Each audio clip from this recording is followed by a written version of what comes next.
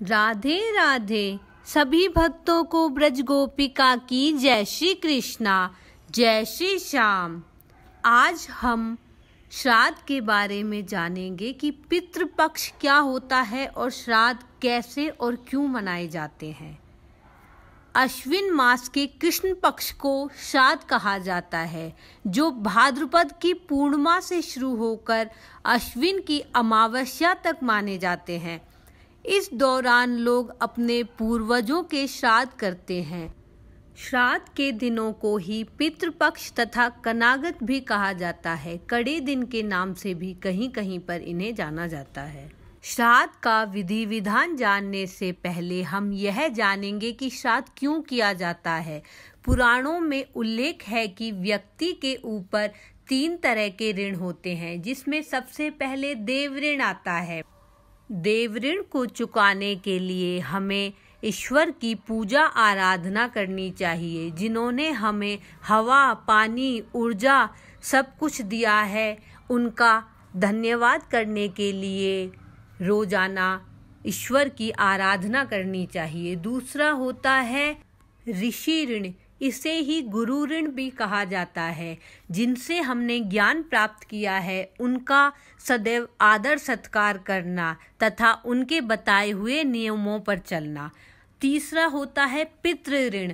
पितृ ऋण में हमारे पूर्वज आते हैं, जिनके वंश कुल में हमने जन्म लिया है और जिनके गोत्र के नाम से हम जाने जाते हैं।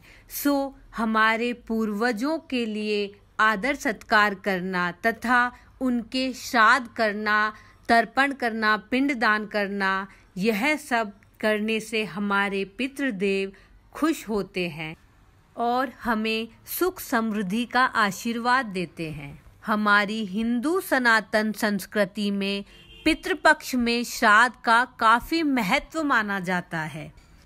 पितृपक्ष में श्राद्ध से बढ़कर कोई कल्याणकारी कार्य नहीं है और वंश वृद्धि के लिए पितरों की आराधना ही एकमात्र उपाय माना जाता है।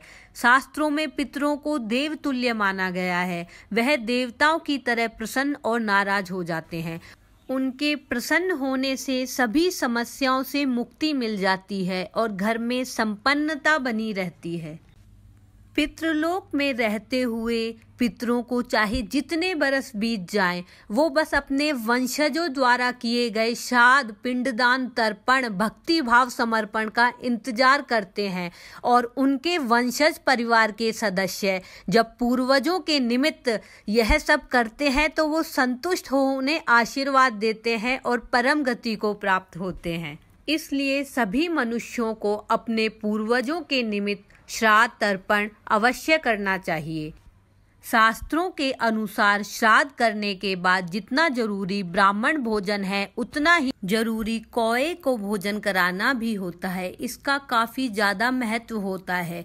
कौआ यम का प्रतीक होता है। यमराज को मृत्यु का देवता माना जाता है। ऐसा माना जाता है कि कौआ अगर अन्न खा ले तो यमराज खुश होकर उनका संदेश पूर्वजों तक पहुंचा देते हैं। गरुड़ पुराण में भी लिखा हुआ है कि कौआ यमराज का संदेश वाहक है। श्राद्ध पक्ष में कौओं को खाना खिलाने से यमलोक में पितर देवताओं को तृप्ति मिलती है। प्राचीन शास्त्रों के अनुसार यम ने कौओं को वरदान दिया था कि तुम्हें दिया गया भोजन पूर्वजों की आत्मा को शांति देगा। तभी से यह प्रथा चली आ रही है। माना जाता है कि कौए इस समय में हमारे पितर का रूप धारण करके हमारे पास उपस्थित रहते हैं तथा पितरों के निमित्त कौए को खाना अवश्य खिलाना चाहिए। और शास्त्रों के अनुसार पितृपक्ष में ब्राह्मणों को भोजन कराने का भी बड़ा विधान है। मान्यता है कि ब्राह्मणों द्वारा किया गया भोजन सीधे पितरों तक पहुंचता है। पितरों की आत्मा की संतुष्टि के लिए ब्राह्मणों के साथ वायु रूप में पितर हमारे भोजन करते हैं। इसलिए ब्राह्मण भोजन के बिना श्राद्ध की परंपरा पूर्ण नहीं मानी जाती। पितृपक्ष में श्राद्ध से बढ़कर कोई कल्याणकारी कार्य नहीं है। पितरों के निमित्त जो भी कार्य करें वह दक्षिण दिशा की ओर मुख करके करना चाहिए, क्योंकि दक्षिण दिशा यम की दिशा मानी जाती है। इस दिशा से पितरदेव आते हैं। जिस प्रकार आप कोई मेल या मैसेज करते हैं और वो दूसरे देशों तक पहुंच जाता है, उसी प्रकार श्राद्ध का भोजन और कर्म पितरों तक अवश्य पहुंचता है। इसमें संशय या संदेह नहीं करना चाहिए। और फिर वापसी में हमें मिलता है पितरों का आशीर्वाद। पितरों के आशीर्वाद से हमारी भक्ति भावना और बढ़ जाती है तथा घर में सुख शांति और खुशहाली बनी रहती है। गरुड़ पुराण में भी लिखा हुआ है कि जो मनुष्य श्राद्ध के दिनों में देवों और पितरों के निमित्त पूजा अर्चना करता है तो देव खुश होकर उन्हें सुख समृद्धि का आशीर्वाद देते हैं। बोलिए पितरदेवाय नमः। बोलो पितृदेवता की जय।